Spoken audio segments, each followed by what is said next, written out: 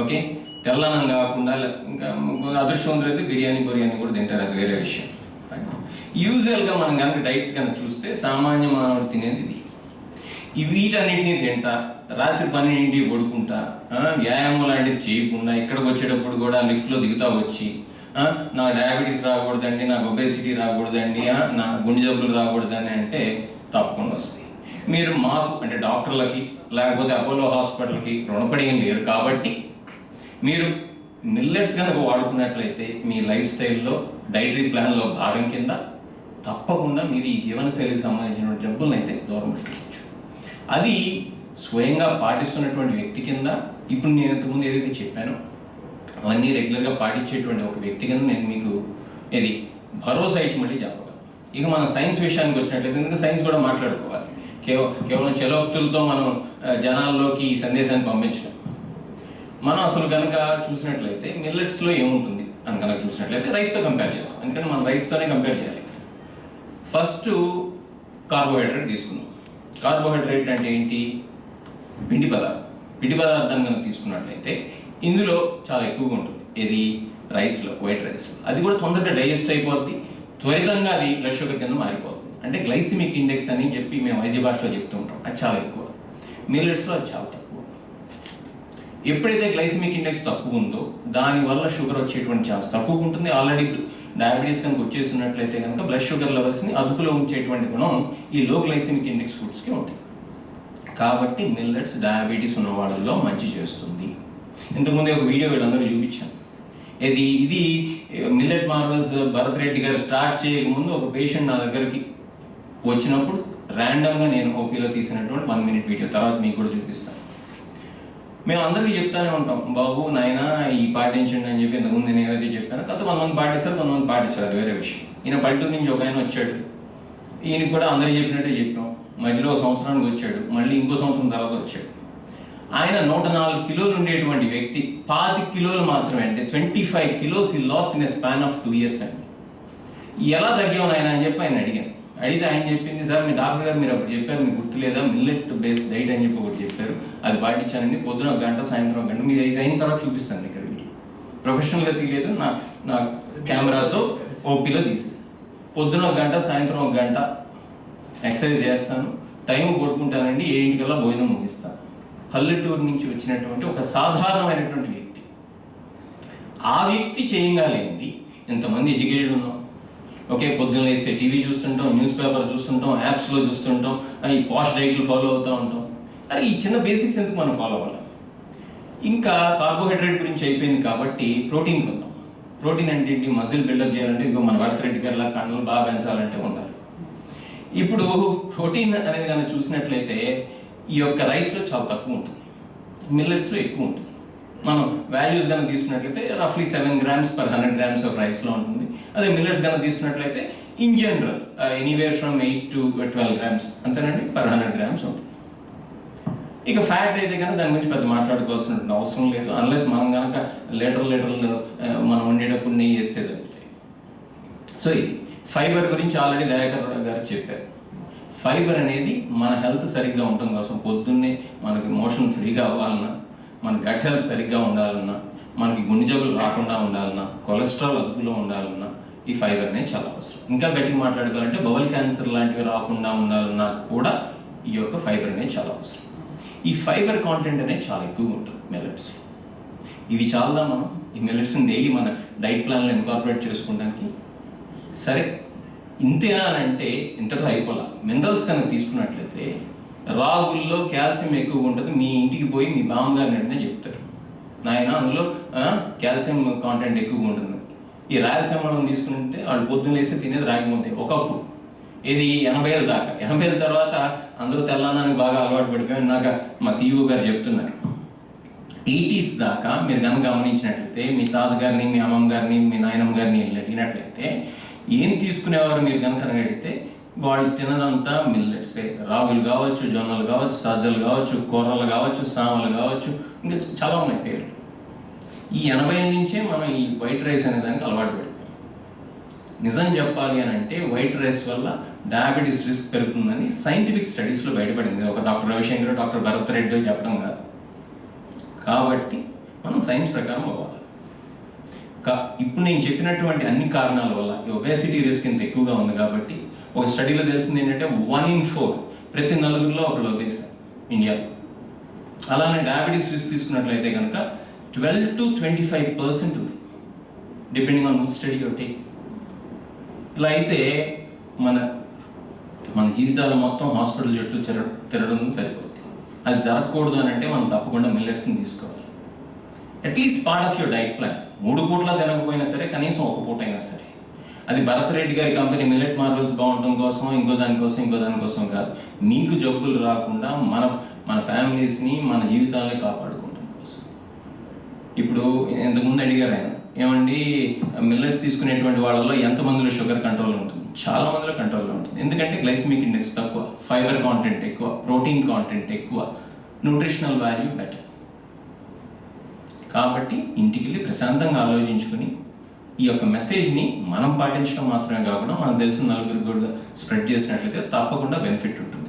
ఓపీలో వచ్చేటువంటి పేషెంట్స్ అంటారా, మేము ప్రాపర్ స్టడీస్ అయితే చేయలేదు, చేయాల్సినటువంటి అవసరం ఎంతైనా ఉంది.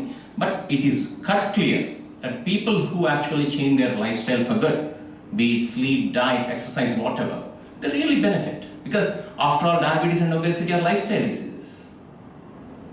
And clearly తెలుస్తుంటుంది, ఎవరైతే ఈ యొక్క వైట్ రైస్ని వదిలేసి ఎవరైతే మిల్లెట్ బేస్డ్ డైట్ ఫాలో అవుతుంటారో బ్లడ్ షుగర్స్ తప్పీమని పడిపోతాయి. 300-400 ఉన్నాయి కాస్త సడన్గా 100కి వచ్చేస్తాయి.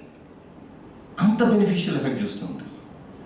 ఆయన ఏ మూడ్లో లేకపోతే ఎవరు సజెస్ట్ చేసే పేరు పెట్టారో కానీ మిల్లెట్ మార్వెల్స్ అని చెప్పి నిజంగా అది marvellous food.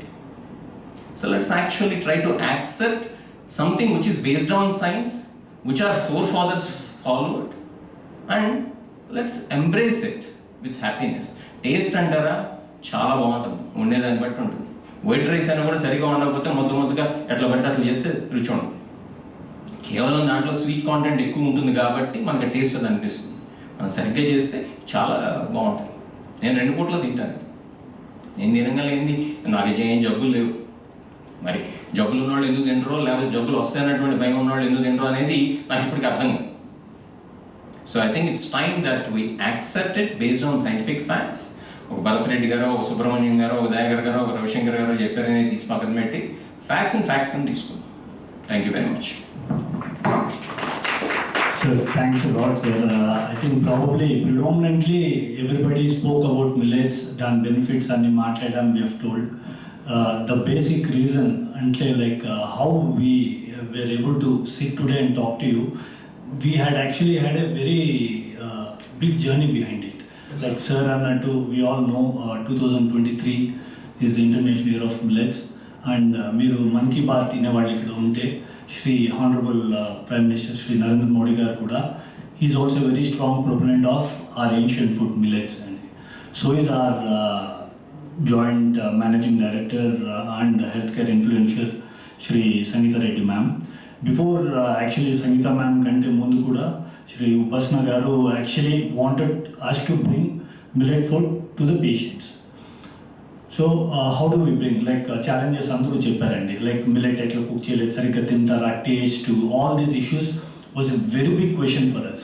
Because here whoever walks into us don't come for eating, and they come here for treatment. So there is something additional we were trying to provide to them, something unique, something unheard of. Etla cheyalanedi we were trying. That's when we reached out to Indian Institute of Millets Research. That's how Dr. Dayakar sir's team and we, our F&B team, we came forward. We were able to culinate, actually come up with a very good standardized recipes to take it forward to the patients.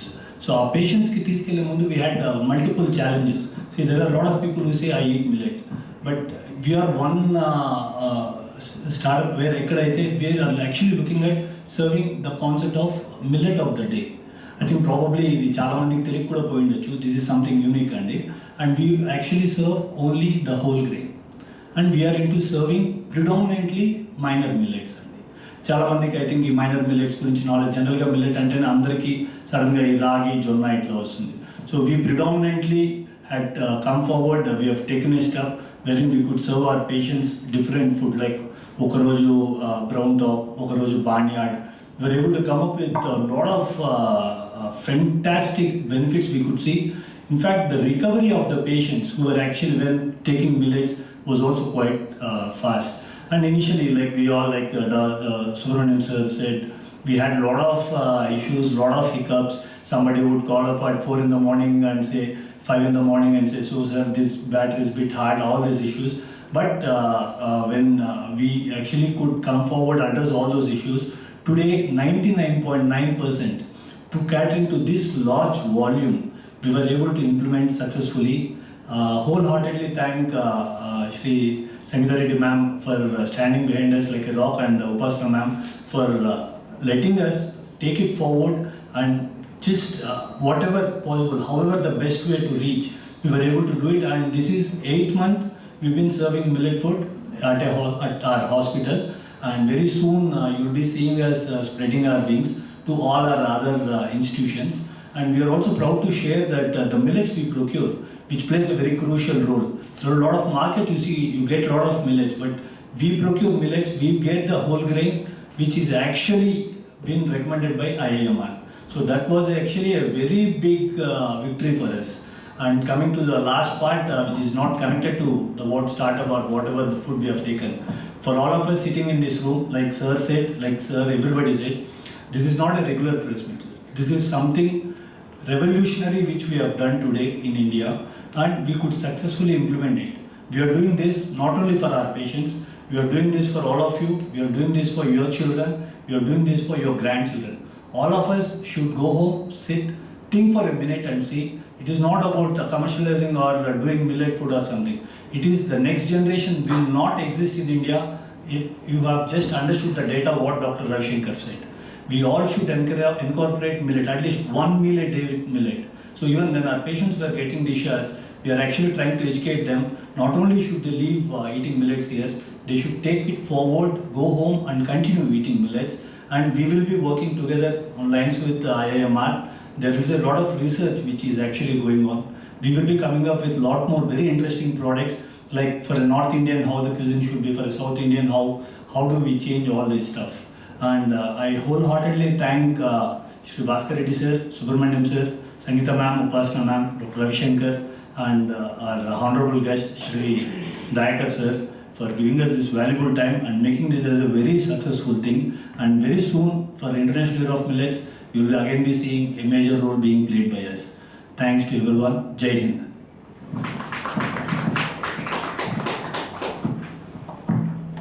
So any questions, please? In millets, what type of suggestions especially patients?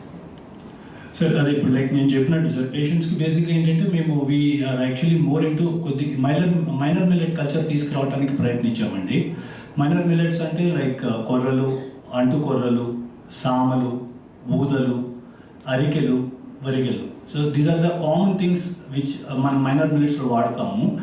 దీంతో when we were serving food to the patients, benefits were very immense అండి. And we didn't have any issues. చాలామందికి ఈ white rice తిన్న వాళ్ళకి సడన్గా patient హాస్పిటల్కి రాగానే millet serve చేసినప్పుడు ఈ డైజెస్టిబిలిటీ ఇష్యూస్, టేస్ట్ ఇష్యూస్ అని కొన్ని ఇష్యూస్ ఉండేవి sir. But we could not see anything.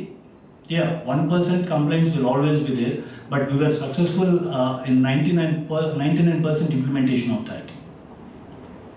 So once again. ఈ లోకల్ ఫుడ్స్ ఎక్కడైతే పండిస్తాయో సార్ చెప్పారు, మంచి పాయింట్ అది. ఐ థింక్ మనం వాటిని అలవర్చుకోవడం చాలా ముఖ్యం.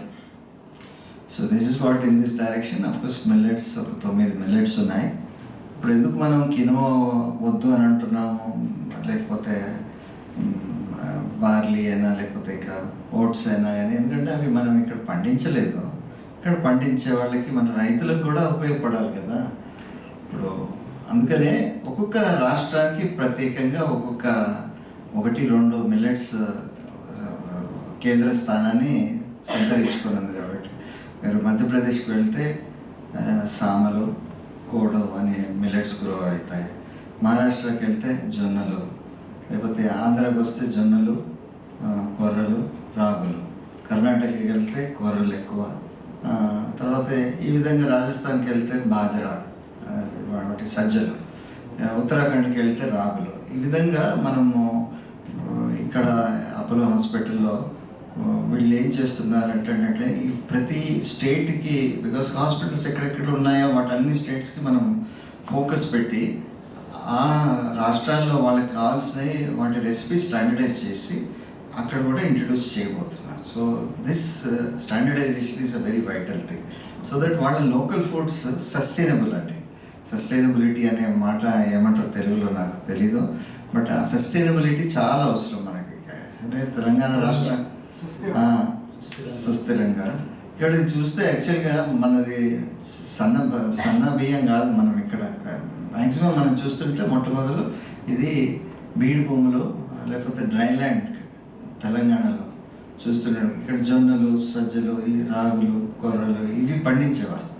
ఇప్పుడంటే ఈ ఇరిగేషన్ వచ్చి ఇది జరుగుతుంది, కానీ లోకల్ ఫుడ్స్ మళ్ళీ పునరుద్ధరించడం, మన ప్లేట్లో కూడా అవి తీసుకొని రావడం వల్ల దేవుడు కూడా ఏదైనా సృష్టిస్తే ఏదో ఒక మీనింగ్ ఉంటుంది, అది మార్చేసి మనుషులుగా మనం మార్చేసాం. So I just want to press వాళ్ళకు కూడా తెలియాల్సింది ఏంటంటే most important thing we will encourage our local foods with high nutrition.